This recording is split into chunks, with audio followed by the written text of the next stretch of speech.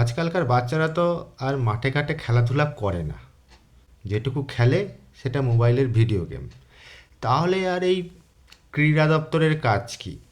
বুঝি না বাবা। আর দ্বিতীয় কথা, এই যে লেক টাউনে যে বিরাট বড় মূর্তি তৈরি হয়েছে লিওনেল মেসির 70 ফুট মূর্তি, এবং সেই মূর্তিটা এমনভাবে তৈরি হয়েছে যারা নিজের চোখে, আমি দেখিনি, ছবি তো ছবি দেখেছি, অবশ্যই ছবি দেখেছি, যারা দেখেছেন তারাও বলছেন, টিভিতেও সঞ্চালকরা বলছেন যে শরীরের একটা অংশকে এমনভাবে প্রজেক্ট করা হয়েছে যেটা খুবই দৃষ্টিকটু।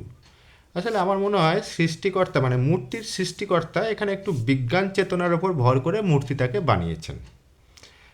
আমরা শুনেছি যে, শুনেছি না, আমরা জানি, প্রত্যক্ষও করেছি যে ফলের বীজ মাটিতে পড়লে সেখান থেকে চারা গাছ জন্মায়।